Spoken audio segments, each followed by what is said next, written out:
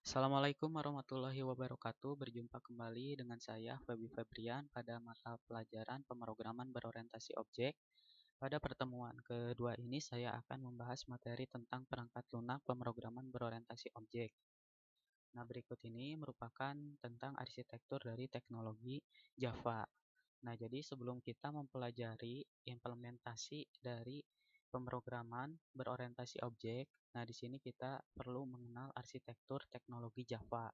Kenapa? Karena di dalam pemrograman berorientasi objek, nah bahasa pemrograman yang nanti akan kita terapkan itu menggunakan bahasa pemrograman Java. Itu artinya berarti kita harus eh, mengetahui juga tentang arsitektur dari teknologi Java. Nah, di sini untuk Java sendiri ya didefinisikan Java merupakan suatu teknologi di dunia software komputer yang merupakan suatu bahasa pemrograman dan sekaligus suatu platform. Sebagai bahasa pemrograman, Java dikenal sebagai pemrograman tingkat tinggi. Java mudah dipelajari, terutama bagi programmer yang telah mengenal C atau C++. Jadi, di sini yang dimaksudkan adalah pemrograman C atau C++. Nah, di dalam arsitektur teknologi Java, nah di sini terbagi ke dalam tiga bagian arsitektur. Arsitektur yang pertama adalah Enterprise Java atau J2EE, ya, untuk aplikasi berbasis web. Ya, jadi Enterprise Java ini dipergunakan dalam arsitektur aplikasi berbasis web. Nah, aplikasi tersebar dengan beraneka ragam klien dengan kompleksitas yang tinggi. Lalu untuk poin yang kedua adalah standar Java J2SE, ya. Jadi di poin yang kedua ini merupakan bahasa pemrograman Java. Nah, di mana nanti kita akan menerapkan implementasi dari pemrograman berorientasi objek ini dengan menggunakan arsitektur standar Java.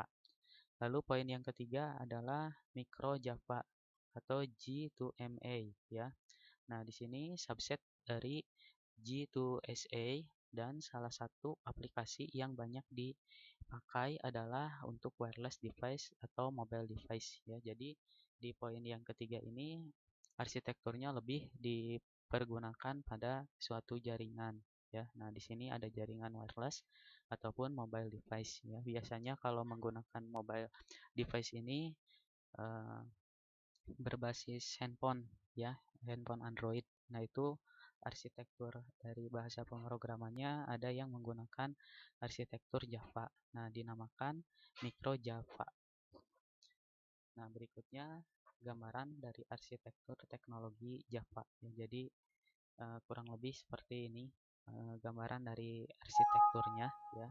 Dimulai dari platformnya sampai dengan penggunaan atau editor-editor dari pemrograman Java. Nah, berikutnya di sini ada Java Picture. Nah, di mana di Java Picture ini terbagi menjadi beberapa bagian, ya. Yang pertama ada Java Virtual Machine atau JVM. Nah, JVM ini adalah sebuah mesin imajiner atau maya yang bekerja dengan menyerupai aplikasi pada sebuah mesin nyata. Lalu yang kedua ada Garbage Collection. Garbage Collection merupakan program Java melakukan garbage collection yang berarti program tidak perlu menghapus sendiri objek-objek yang tidak digunakan lagi. Lalu yang ketiga kode security. Kode security terimplementasi pada Java melalui penggunaan Java Runtime Environment atau JRE. Ya, berikutnya yang terakhir di sini langsung ke tahapan fase-fase pemrograman Java. Nah, di sini merupakan langkah pertama pembuatan pemrograman berbasis Java. Nah, di sini kita bisa menggunakan penulisannya itu menggunakan text editor, ya, atau bisa kita gunakan Notepad, ya, sebagai contoh dari text editor yang digunakan. Nah, berikut ini merupakan gambaran dari fase-fase sebuah pemrograman Java atau program Java, ya. Jadi di sini diawali dari fase editor, ya, di mana di fase editor ini menuliskan script atau bahasa pemrograman Java-nya, lalu disimpan dan pemrograman Java-nya di-compile sebanyak 1 kali, kemudian disimpan setiap kali program dijalankan, lalu menjadi interpreter atau menjadi program Java ya. Nah, berikut ini tahapan dari instalasi tahapan dari instalasi pemrograman Java ya. Jadi di dalam pemrograman Java ini ada hal-hal yang harus kita persiapkan terlebih dahulu sebelum kita menerapkan bahasa pemrograman Java-nya. Jadi di sini yang harus kita lakukan yang pertama adalah kita instalasi SDK-nya terlebih dahulu ya. Jadi SDK ini merupakan suatu bagian dari pemrograman Java juga ya, di mana SDK ini bertugas untuk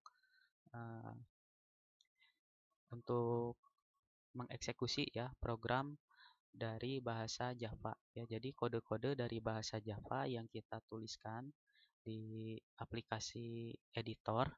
Nah, ini dieksekusinya menggunakan Java SDK. Jadi kalau kita tidak menginstal Java SDK, maka nanti akan bermasalah ya pada saat kita eksekusi bahasa pemrogramannya. Jadi ketika kita menuliskan bahasa pemrogramannya, nah hasilnya itu tidak bisa ditampilkan karena belum diinstal Java SDK-nya. Maka dari itu, untuk dapat mengeksekusi programnya, nah maka di sini kita harus install terlebih dahulu Java SDK-nya.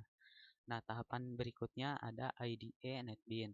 IDE NetBeans ini merupakan aplikasi ya, di mana aplikasi IDE NetBeans ini digunakan untuk mempermudah programmer ya di dalam mendesain mendesain program Java ya. Jadi agar program Java-nya lebih terkontrol ya, lebih tampilannya itu menarik, maka diperlukan juga IDE NetBeans sebagai platform untuk mendukung penggunaan dari program yang kita gunakan menggunakan bahasa pemrograman Java. Nah, berikut ini merupakan tahapan dari instalasi Java SDK ya. Jadi di sini yang perlu kita lakukan adalah menyiapkan terlebih dahulu ya Java SDK-nya. Nah, jika belum ada bisa langsung di-download ke situs resminya lalu disimpan di direktori yang kita gunakan dalam menyimpan file download ya. Berikutnya di sini bisa langsung diinstal aplikasi Java SDK-nya. Nah, maka pada saat tahapan instalasinya di sini langsung pada tampilan platform instalasi Java SDK. Nah, di mana di platform yang kedua ini di sini kita perlu perhatikan itu yang pertama penyimpanan directory file instalasinya. Nah, biasanya directory file instalasinya disimpan di local disk C. Nah, berikutnya tekan tombol next untuk melanjutkan ke tahapan berikutnya. Nah, tahapan berikutnya adalah proses instalasi. Nah, proses instalasi berjalan. Nah, di tahapan berikutnya kita langsung menutup ya tahapan instalasi. Nah, di sini untuk menutup tahapan instalasi bisa langsung ditekan tombol close ya setelah proses instalasinya complete ya. Complete. Nah, berikutnya langsung instalasi aplikasi NetBeans ya. Jadi di sini kita langsung install aplikasi NetBeans-nya yang sudah di-download atau yang sudah disimpan pada direktori file penyimpanan aplikasinya. Nah, di tahapan yang pertama ini di sini tahapan persetujuan di dalam menggunakan aplikasi NetBeans ya. Jadi di sini kita perlu menyetujui ya, karena kalau misalkan kita tidak menyetujui, nah kita tidak bisa melanjutkan ke tahapan instalasi berikutnya. Maka dari itu, di tahapan pertama ini kita perlu memberikan tanda checklist I accept sebagai tanda bahwa kita menyetujui lisensi atau aturan-aturan dari penggunaan aplikasi NetBeans. Nah, lalu setelah kita berikan tanda checklist, kita langsung tekan tombol next untuk menginstal aplikasi Java atau untuk menginstal aplikasi NetBeans ya pada tahapan berikutnya.